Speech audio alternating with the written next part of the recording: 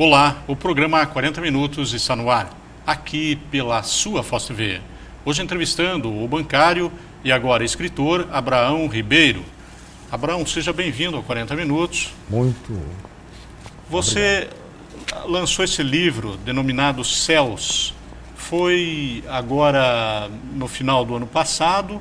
Eu gostaria que o senhor explicasse o que o levou a escrever esse livro. As indagações que eu fazia para mim mesmo, na época que eu estava na igreja. Indagações como, por exemplo, o que é a vida? O que é a morte? Há continuismo da vida após a morte física? Existiria vida física ou espiritual para além das dimensões terrestres?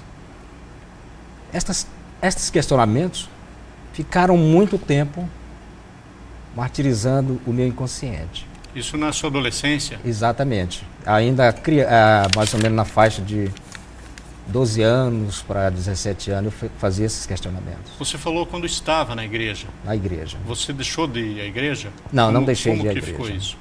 A igreja, eu frequentei, nasci nas igrejas evangélicas. E meus pais são evangélicos, tenho parentes pastores.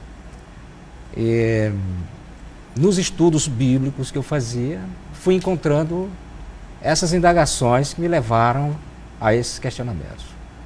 A história mostra que muitas pessoas trouxeram a elucidação de coisas assim divinas e que não se sabe o porquê. Você se considera um predestinado, um iluminado, uma pessoa que trouxe um ensinamento novo sobre esse lado espiritual? Todos nós temos uma missão na Terra. Por mais que a pessoa seja aparentemente, vamos dizer, uma vida social, mas todos temos uma missão.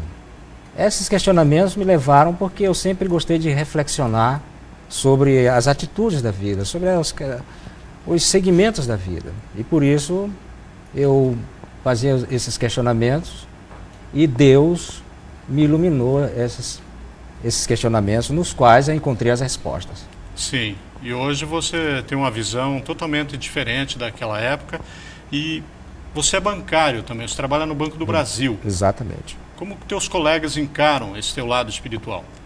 Os meus colegas encaram de uma maneira natural, porque inclusive no nosso banco existem várias pessoas que participam também dessas ideias. Sim. Então eu não me considero assim, vamos dizer assim, isolado nessas ideias, porque se nós formos ver, em todos os ramos da sociedade tem pessoas que sempre fazem essas perguntas para si mesmo. O teu livro é intitulado Céus. Quantos céus existem? Céus, essa é uma palavra grega, né? Ela quer dizer cosmos, quer dizer universo, e céus é uma coisa infinita. São vários planos astrais, várias dimensões. O próprio Jesus enfatizou, na casa do Pai há muitas moradas, que são exatamente esses planos celestiais. Sim. Abraão, eu notei que no verso do seu livro você fez aqui uma junção de palavras que lembra objetos voadores não identificados. Exatamente. Qual é a ligação do Espiritismo e o lado evangélico, a doutrina evangélica com os objetos voadores não identificados? Se nós observarmos, a vida, ela não se enquadra somente no plano terrestre. Objetos voadores não identificados, nós demos vários relatos. Inclusive, na própria Bíblia, nós temos temos lá Elias arrebatado aos céus numa carruagem de fogo, que poderia ser perfeitamente uma bola, um disco. Temos o profeta Ezequiel às margens do rio Quebar, contemplando uma bola de fogo também com seres viventes, como ele citou, seres viventes. E ele não se referiu que era anjos nem espíritos, mas seres viventes. Naturalmente ali, no inconsciente dele, na intuição dele, ele estava tendo um contato extraterrena, né? Extraterrestre, com certeza. Então existe uma ligação, o espiritismo considera isso uma coisa, uma situação viável, natural. Uma coisa natural dentro das leis da natureza, porque se nós observarmos, o homem, por exemplo, ele tem prazer em ampliar o seu conhecimento tecnológico. O homem construiu, vamos dizer assim, uma televisão, mas ele não ficou só na televisão, ele ampliou a tecnologia dele. Se nós vermos qualquer coisa que é feito, ele é feito em várias dimensões. E Deus, que é infinito, Deus iria destinar apenas à Terra, considerada até pelos astrônomos, um minúsculo grão de areia diante da grandeza do universo, como o único plano habitado no mundo, no universo? Seria um absurdo nós pensarmos assim. Mas é um confronto com a Idade Média, que diziam que a Terra era plana e só existia aqui o Sol mas o sistema. A ciência comprovou que a Terra não é o centro do universo e que é apenas um astro que gira juntamente com outros astros, que não existe só o nosso sistema planetário, existe inúmeros sistemas planetários. Mas ciência e religião não combinam, porque entra uma situação dogmática, que eu logo vou lhe fazer uma pergunta. Certo. Agora, em resumo, o senhor leu as Escrituras e leu Allan Kardec, o Livro dos Espíritos. Qual é o objetivo, o foco principal do seu livro com relação a isso? Isso aí. Quando eu estudava a Bíblia, eu tinha questionamentos que eu levava até para o pastor, e ele dizia assim: mas assim quem pensa são os espíritas. Aí eu nunca tinha visto falar em espiritismo, nada. Aí ele disse: mas tem alguma ciência que fala sobre isso aí, alguma filosofia, algum ramo da filosofia? Ele disse: os espíritas pensam assim. Quando eu levava as questões sobre, eu lia na Bíblia, o questionamento que Jesus enfatizou que João voltou. João era a existência de um profeta que tinha retornado ao plano físico terrestre. E quando eu levava esses questionamentos, ele... mas os espíritas é que pensam assim. Aí eu comecei a estudar melhor a Bíblia, estudar e pedir lucidez sobre esses estudos que eu fazia, e pedir para Deus me iluminar, e aí foi que a minha intuição foi melhorando nesse campo, e eu fui chegando a essas respostas.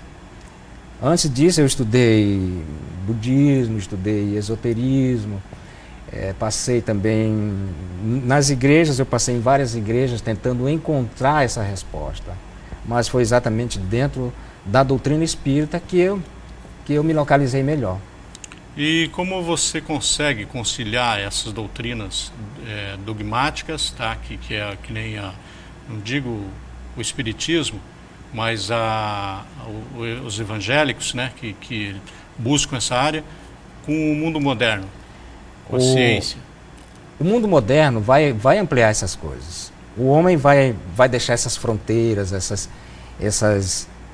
esses dogmas, porque o dogma é uma coisa até da mente humana, que acha que quando o homem tiver uma visão universal da vida, ele vai deixando esses dogmas, porque o dogma ele prende muito a pessoa. Sim.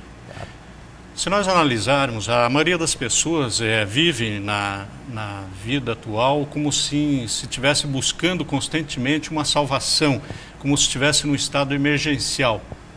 O que o senhor pensa disso? A vida humana é uma provação para todos nós. Essas pessoas que pensam assim é porque elas trazem no seu inconsciente de vidas pregressas algum elo com erros que eles cometeram e que eles têm que corrigir. Por isso é que essas intuições vêm e eles têm sempre essa busca da salvação, da salvação moral, porque a verdade, a salvação quando o homem interiorizar a moral do Cristo, ele estará salvo de todas as tentações. Abraão, vou te pedir um tempo. Nós vamos para o intervalo comercial e voltaremos logo em seguida com o programa 40 Minutos.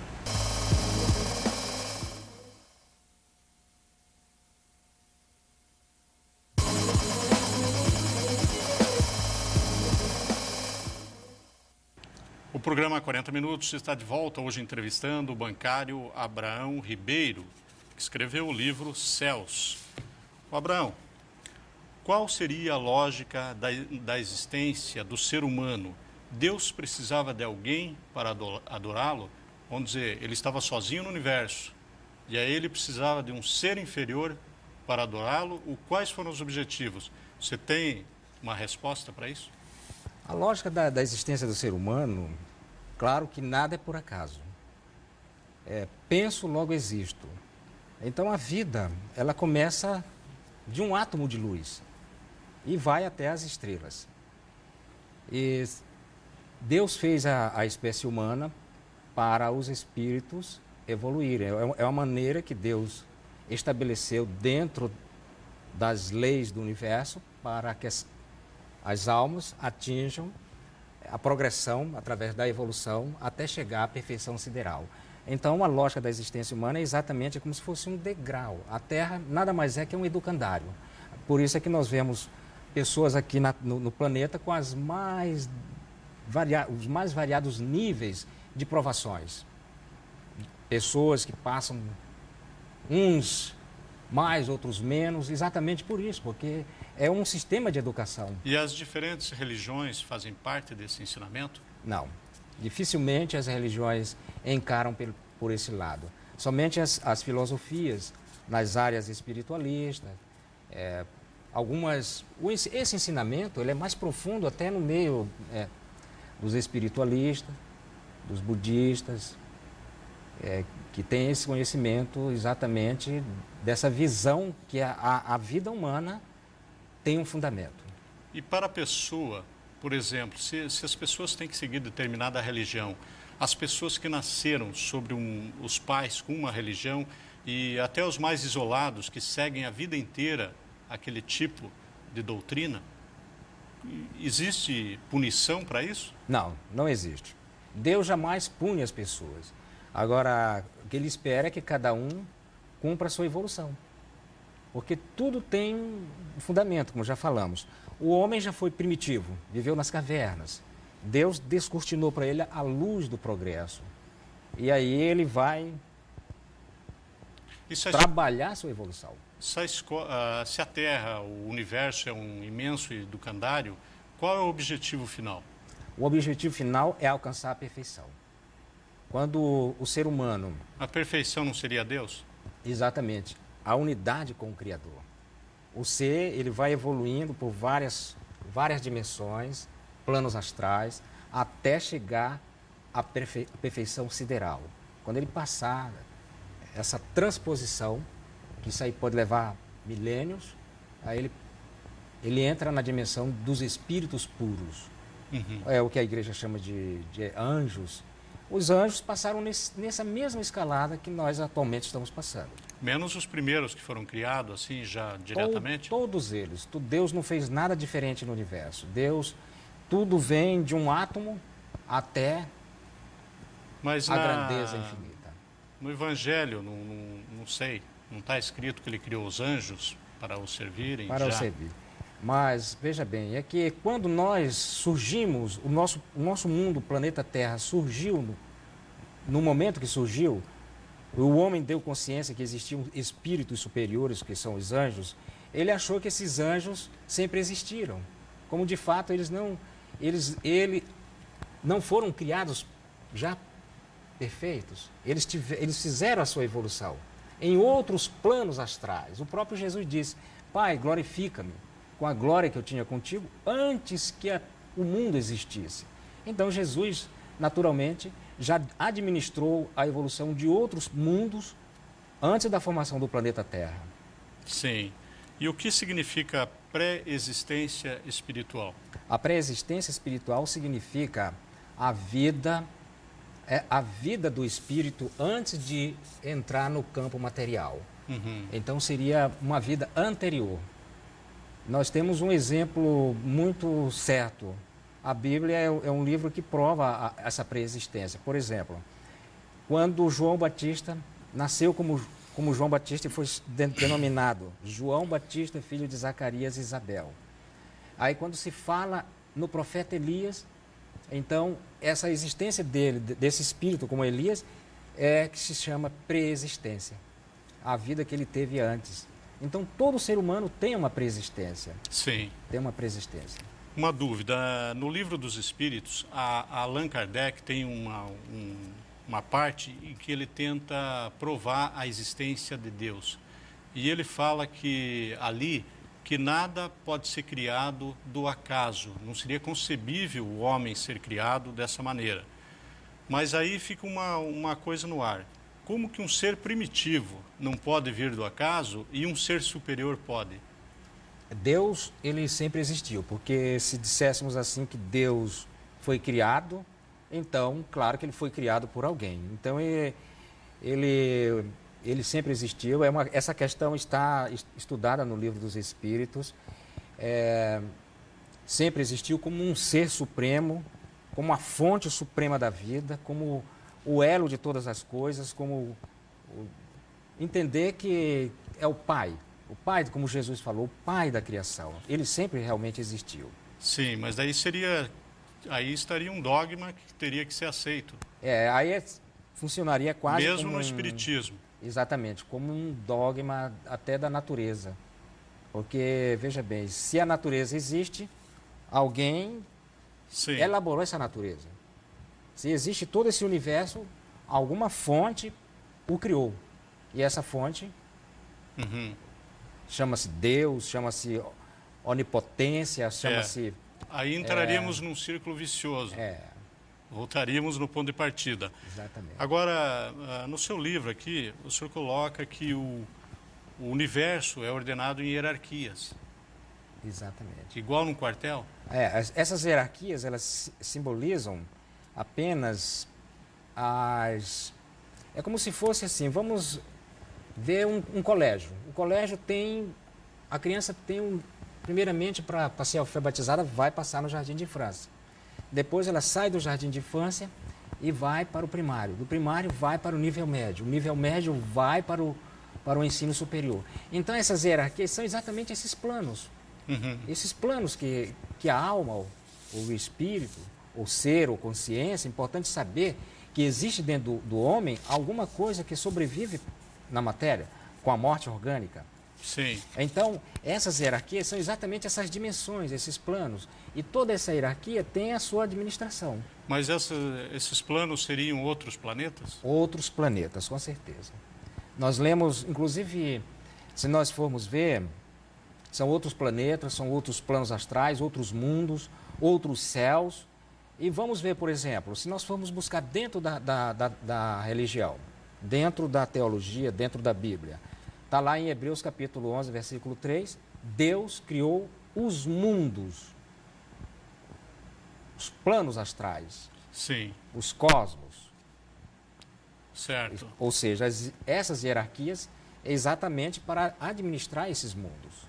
E qual é a sua... A gente vê muitos questionamentos sobre Deus, sobre sua existência, sobre sua forma. Qual é a sua concepção de Deus? Ele é uma energia? Ele é um homem? Um ser comum? Uma pessoa? Como seria a sua concepção? Deus, a definição mais precisa sobre Deus é aquela que Jesus definiu lá no Evangelho de João. Deus é espírito, ou seja, uma consciência cósmica. Sim. Então Deus não teria forma, não poderia ter nenhum princípio de matéria em Deus. É algo que é uma força além da matéria, é imaterial. Então Deus é uma... Já no Livro dos Espíritos, a primeira questão que Kardec perguntou aos espíritos: o que é Deus? Inteligência suprema. Aí vem exatamente a questão consciência cósmica. E uma energia universal. Exatamente. É o princípio de tudo, o elo de tudo. Dessa fonte, exatamente da sua mente, surgiram todas as formas de vida. Tá bom, Abraão, nós vamos para mais um intervalo comercial e voltaremos logo em seguida com o programa 40 Minutos.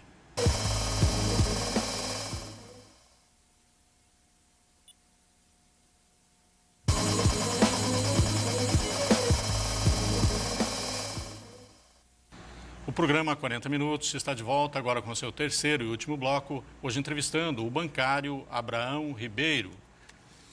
Abraão, sobre seu livro aqui, por que alguns são médiums e outros não? O que acontece isso na vida? A gente vê pessoas aí recebendo espíritos e outros ficam só observando e não sabe por que disso.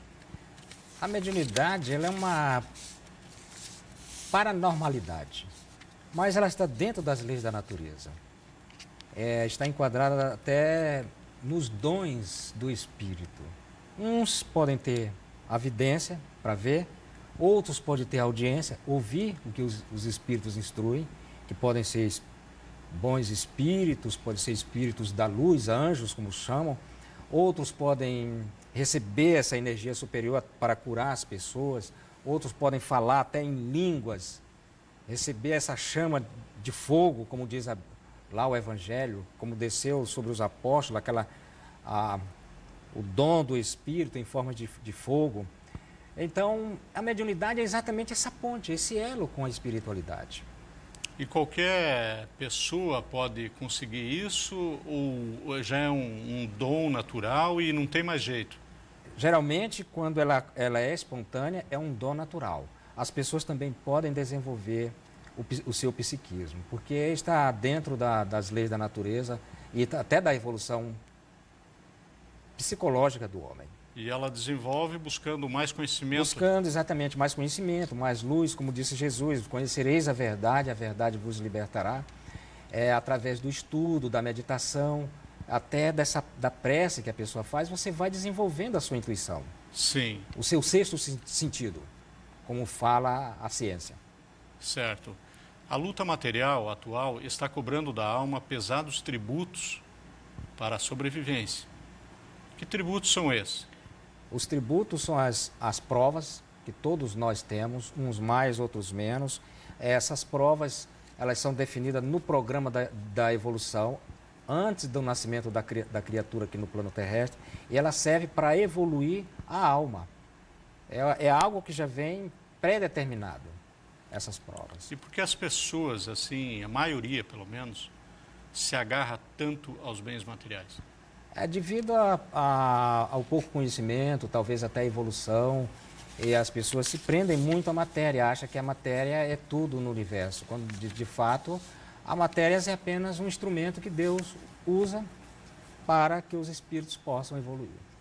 Aqui no seu livro se fala em 3 décadas de busca e você questiona o que é a vida e o que é a morte. O que seria na sua concepção? A vida, ela vem de Deus. É algo que Deus irradiou no universo. Se nós falarmos vida, sim, aí vem é luz, é consciência, é Deus. A maior definição é essa. Então a morte seria apenas uma mudança no capítulo da evolução. Que de fato a morte, ela não zera o ser. Ou seja, ela não destrói o ser eternamente. Ela apenas muda, é uma mudança no capítulo. A morte, na verdade, ela tem um sentido moral até assim, da pessoa estar afastada com Deus, afastada de Deus, do seu Criador. Aí ela pode dizer que está, apesar de estar viva, vivendo aí, mas está morta. Uhum. A morte moral. A morte moral, a morte né? moral. Mas a morte física, como as pessoas têm pavor da morte como fim, essa morte não existe. Essa não existe. Essa não existe, é apenas uma mudança. É um portal que se abre para outras dimensões de existência. Porque é um questionamento estranho, porque a gente antes não existia. Não existia, ou se existia, não sabia que ia estar vivendo aqui. E depois, se a gente não lembrar que existiu aqui, parece que a gente passou despercebido nesse universo. Exatamente. Mas você vê, o poder de Deus é tão grande que ele faz com que a gente joga todo o nosso conhecimento, a nossa conhecimento pré-existencial no que chama-se subconsciência. Aí a gente não se lembra, mas essas vagas lembranças, elas estão gravadas na nossa inconsciência. Aqueles sonhos que a gente tem à noite, que às vezes sai à noite e você sonha com coisas que não tem nada a ver com sua vida diária, são exatamente lembranças que vêm de outras vidas. Ah, sim. Essas imagens são isso aí. Eu não sei se está no Evangelho isso, que no fim do mundo as pessoas serão arrebatadas dos túmulos para serem submetidas a um tribunal, assim como se fosse num filme de terror. Aquelas pessoas, eu até imagino isso, aquelas pessoas levantando dos túmulos, assim, quebrando. E isso o Espiritismo vê como uma realidade? Não, isso é apenas uma alegoria. Mesmo estando no Evangelho? Inclusive essas ideias, isso mais foi o dogma que criou. Quando nós realmente morremos, nós passamos para o outro lado da vida, para uma outra dimensão. Agora a pessoa voltar, isso aí é apenas uma alegoria que foi criada, é uma linguagem. As coisas na Bíblia estão de modo figurado, de modo simbólico, que tem as suas simbologias, os seus ensinamentos, as suas parábolas, que é preciso, como disse Jesus, olhos para ver, ouvidos para entender muita coisa. Aí é que tem que buscar o discernimento espiritual para poder penetrar nessas imagens. Mas tem muitos pastores aí interpretando ao pé da letra. Eles interpretam ao pé da letra muitos ensinamentos de Jesus, como, por exemplo, aquele que não nascer de novo.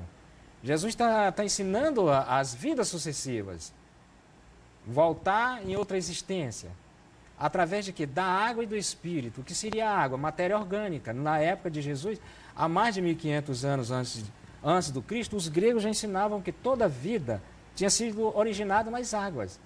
E depois, com os hebreus, surgiu a questão do Espírito. E aí passou a ensinar a água como um dos elementos da natureza. O fogo representava o Espírito, água, ar, terra e fogo. Eram os 4 elementos. Então Jesus ensinou a reencarnação, as vidas sucessivas, numa linguagem simples. Aquele que não nascer de novo. E vê inúmeras religiões pegam aquilo ao pé da letra e acham que é a pessoa mudar de atitude, se batizar, porque ele falou água, aí eles pegam ao pé da letra, esquecendo os ensinamentos profundos do mestre. Sim, e aí surgem aquelas polêmicas e também se dividem em diferentes ramificações de religiões. Exatamente. Mas o senhor falou em reencarnação. O Espiritismo já tem uma explicação para isso? Como funciona? A pessoa está lá do outro lado e ela quer voltar, ou ela é escolhida para voltar? A pessoa o momento... sente essa necessidade. A alma não alcançou o seu estado para entrar no plano divino. E aí ela sente a necessidade de voltar para evoluir. Sim, Se Deus não concedesse essa oportunidade, aqueles espíritos primitivos, os tribais, o homem das cavernas, não teria chegado estaria na mesma época primitiva. Sim. Então a alma volta exatamente através de um novo nascimento, Sim. que através dos elementos água e espírito, e sofre um renascimento aqui no plano físico para poder evoluir no aspecto moral e intelectual. Então ela volta no educandário. No educandário. E como que fica o amor, aquela história de cara metade, a pessoa se une aqui? Aí o amor fica até maior, porque você passa a ter a humanidade como a sua grande família. Por isso é que Jesus ensinou o amor até mesmo aos nossos inimigos, porque no fundo todos são partículas de Deus. Não há motivo, se nós vivemos num universo onde todos caminham para Deus, então temos que nos unir até com os nossos adversários. Abraão, nós estamos chegando ao final do programa. Eu gostaria que você explicasse agora por que as pessoas devem comprar o seu livro, tá? Pode fazer seu comercial aqui, à vontade, e depois você me dá o seu autógrafo que eu vou querer esse de presente. As pessoas devem comprar este livro porque ele vai ajudar na sua autolibertação, no seu autoconhecimento. E todo conhecimento vem através do estudo. As pessoas têm que estudar, conhecereis a verdade vai libertar as pessoas. E só vem através do estudo. Ele já está nas livrarias aqui de Foz do Iguaçu? Está nas livrarias. Encontra-se na... O valor pode falar? Encontra-se na Encopel, R$15, um preço bem pequeno para exatamente pelo ficar volume acessível. de folhas aí, tá barato Quase mesmo. 300 páginas, R$15. Sim. Muito irrisório o preço. Tá ok. Agradecemos a sua presença aqui no 40 Minutos. Muito obrigado para todos. Uma boa noite. E o programa 40 Minutos termina aqui. Obrigado pela teleaudiência e um teleabraço para você. Um beijo.